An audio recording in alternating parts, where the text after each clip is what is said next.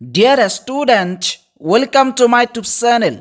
আহি গ'ল 2026 বৰ্ষৰ হায়াৰ ছেকেণ্ডাৰী চূড়ান্ত পৰীক্ষা আৰু এই পৰীক্ষাৰ বাবে ইতিমধ্যে ইংৰাজী ছাবজেক্টৰ এখন মডেল প্ৰশ্নকাকত প্ৰকাশ পাইছে। ইয়াত তোমালোকক দেখুৱাব বিচাৰিছোঁ model question paper for HS 2026 আৰু এই মডেল প্ৰশ্নকাকতখন তোমালোকৰ বাবে বহুত ইম্পৰ্টেণ্ট।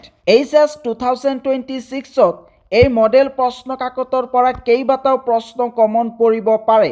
গতিকে যেহেতু পৰীক্ষা একেবাৰে ওচৰ চাপিছে, গতিকে এনেকুৱা ধৰণৰ মডেল প্ৰশ্নকাকত তোমালোকে পঢ়িবা আৰু প্ৰেক্টিছ কৰিবা। তোমালোকে জানা যে ইংৰাজীত 100 মাৰ্কৰ পৰীক্ষা হ'ব আৰু ইয়াতে 5 মাৰ্ক হৈছে 30।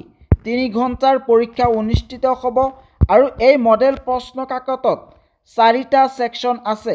ছেকশ্যন A, B, C আৰু ছেকশ্যন D। ছেকশ্যন Aত থাকিব ৰিডিং স্কিল আৰু ইয়াতে মাত্ৰ এটা প্ৰশ্ন আছে।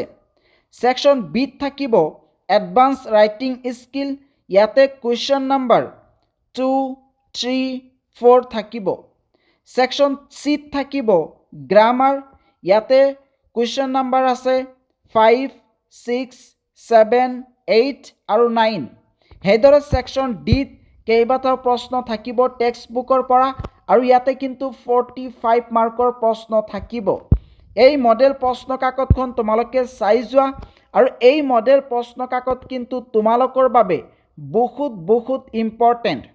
আৰু তোমালোকে যদি এই মডেল প্ৰশ্নকাকতৰ এনচাৰ শ্বীট ক্ৰয় কৰিব বিচৰা তেতিয়াহ'লে মোৰ হোৱাটছআপ নম্বৰত যোগাযোগ কৰি সম্পূৰ্ণ মডেল প্ৰশ্নকাকতৰ এনচাৰ শ্বীট ক্ৰয় কৰিব পাৰিবা। দাম মাত্ৰ 50 ৰুপিজ। আৰু নহ'লে তোমালোকে চাই লোৱা একেবাৰে সহজ প্ৰশ্ন আৰু HS 2026ত ঠিক এনেকুৱা ধৰণৰ প্ৰশ্ন আহিব। তোমালোকে চাই লোৱা প্ৰথমতে পেজেছ থাকিব আৰু সেই পেজেছৰ পৰা কেইবাটাও কিন্তু প্ৰশ্ন থাকিব। ইয়াক হৈছে section B, advance writing skill, ইয়াতে 25 মাৰ্কৰ প্ৰশ্ন থাকিব।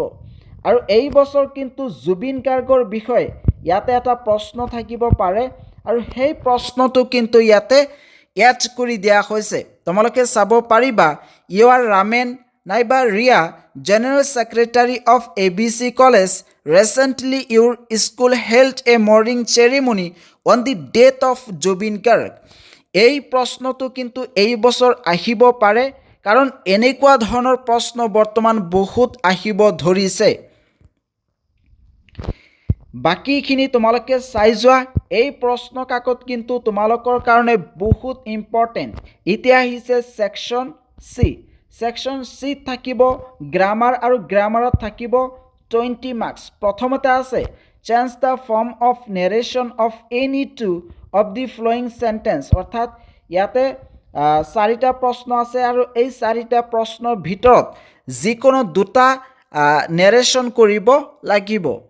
আৰু বাকী 6 নম্বৰ আছে change the voice of any 3 of the following sentence, ইয়াতে 3টা ভইচ চেঞ্জ কৰিব লাগিব। এইখিনি তোমালোকে চাই যোৱা আৰু কোনোবাই যদি এই প্ৰশ্ন কাকতৰ এনচাৰ শ্বীট ক্ৰয় কৰিব বিচাৰে তেতিয়াহ'লে স্ক্ৰীণত দিয়া হোৱাটছআপ নম্বৰত যোগাযোগ কৰিব পাৰে। 7 নম্বৰ প্ৰশ্ন rewrite any 5 of the following sentence using the verbs given in brackets in their correct tense form, অৰ্থাৎ ইয়াতে চেণ্টেন্স কাৰেকশ্যন কৰিব দিছে, টেন্স কাৰেকশ্যন কৰিব দিছে। ইয়াক হৈছে প্ৰশ্ন। 8 নম্বৰ প্ৰশ্ন আছে ৰিৰাইট এনি 4, ইয়াতে যিকোনো 4টা preposition appropriate preposition fill up কৰিব লাগিব।